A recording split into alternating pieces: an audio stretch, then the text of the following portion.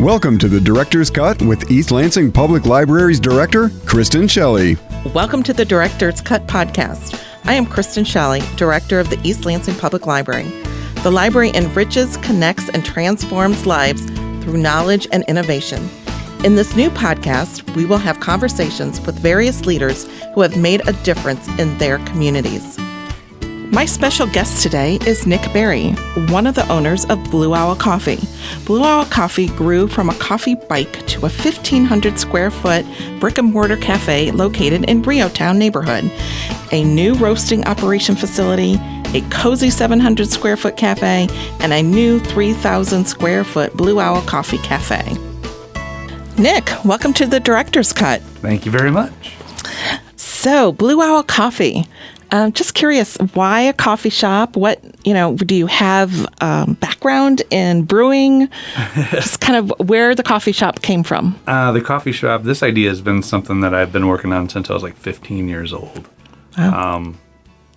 Just the idea, I had my first espresso drink when I was 15 at a place called Cappuccino Cafe. That doesn't exist anymore, but I was kind of a loner back in high school, and that was a place that I could actually go and hang out and just randomly meet strangers easily instead of the seclusion that I was experiencing in my school.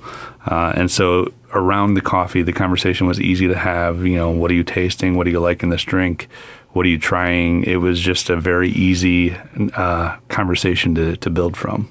Yeah, great. I love the idea of like a community coffee shop, and that was your kind of safe place. Yeah. Because libraries are safe places for many of us. Absolutely. And we certainly bring the community in. So I love that. That just is a nice kind of pairing.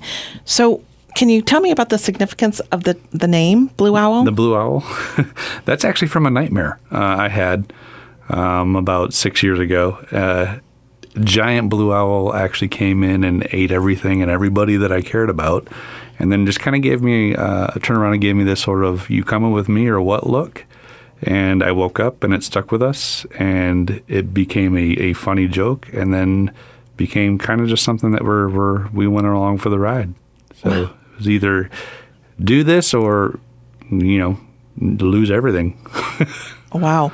So from a nightmare came your livelihood, your prosperity, your From the nightmare, career. we built a dream, I guess. Absolutely. That's a great way to put it, from nightmare to dream. So you have a full case in the East Lansing shop, because that's the one I go to. You have a full case of Sweetie Licious baked goods. Oh, yes. So was that a natural pairing for you? How did the partnership with Sweetie Licious happen? That actually came from Rich's relationship, one of the other owners.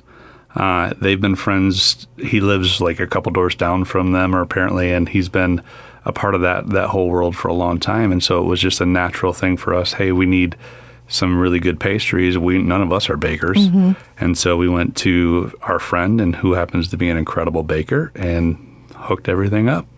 Well, I have to say, I love those lemon cherry bomb cookies, yes, which is actually my lunch today. So I think that's a great pairing, and it's nice for East Lansing people that we don't have to necessarily drive into DeWitt to get Sweetie Licious stuff. We can just come down to downtown East Lansing. Yeah, we love growing together with our friends. That's the whole idea. Yeah, absolutely.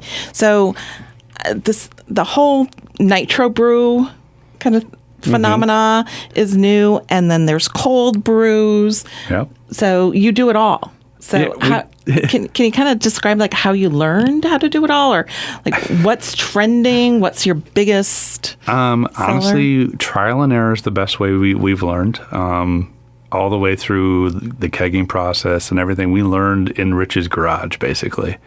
There's even a moment where I accidentally shot his dog in the face with a cannon of cold brew because I hit the wrong button. Dog didn't come around for a few days, but he was perfectly fine. Just, it was an unexpected moment for him.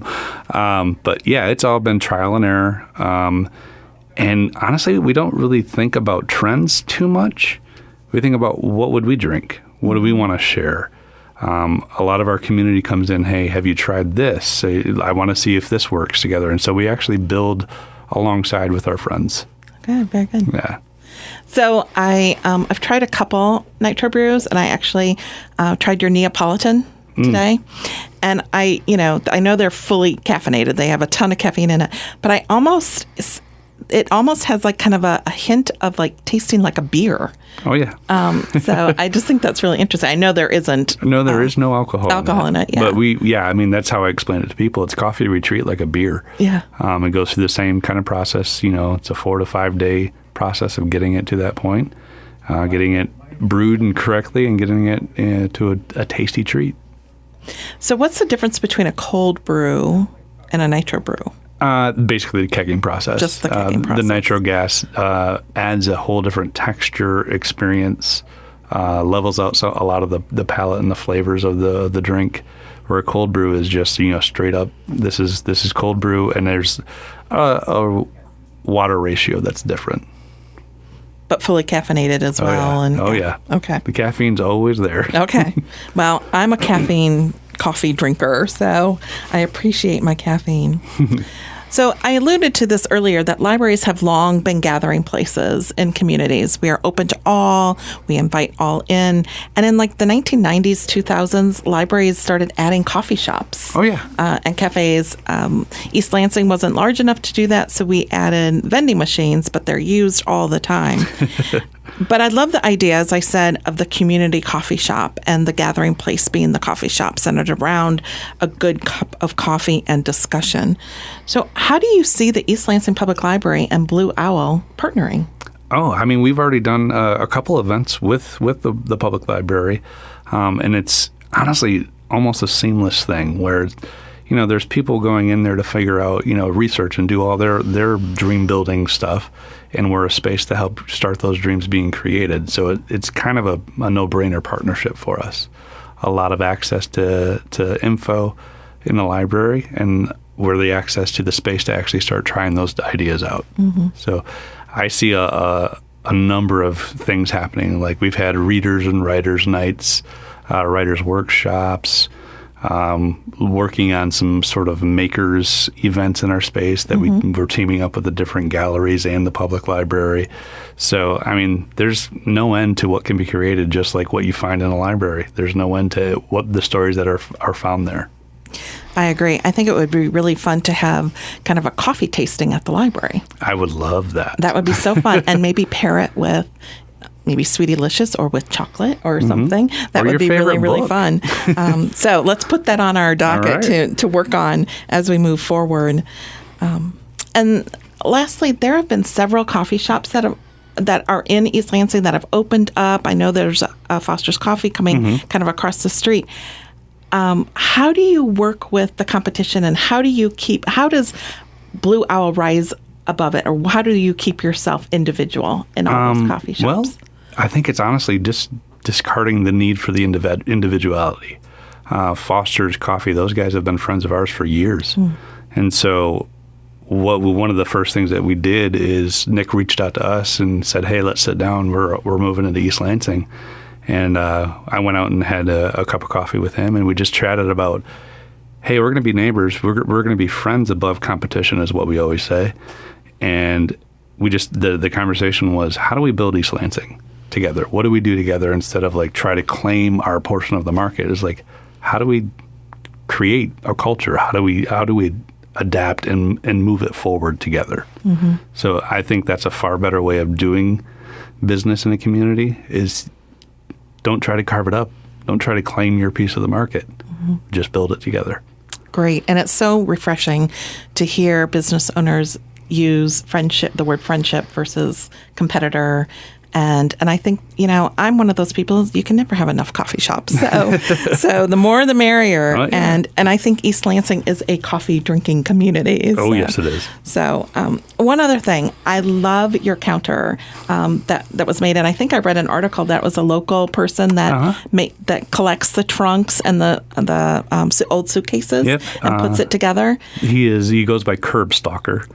You can find him online, Facebook, Instagram. Actually, a lot of the things that you see in our shop are made by those type of artists. Very good. A lot of REOTown was done by Curb Stalker, and he did a lot of stuff in the East Lansing shop as well as Michigan Imagery.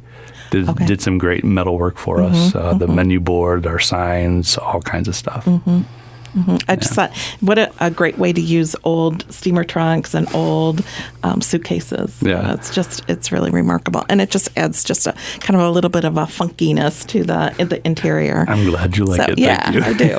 I do. So what's next? Actually, Old Town's next. Old Town, Me and my dad are actually doing that build. Okay. That's where I spend most of my time. A lot of people have been wondering where I disappeared to, and that's where it is. I've been living basically that construction project for 3 months. I bet you have. Yeah. I bet you have. I know as we were walking in today, I asked you if you ever sleep, and you kind of laughed. So I'm sure projects are all the time, and when you are sleeping, you're having nightmares about the next project. So. Less nightmares these days. But. Good.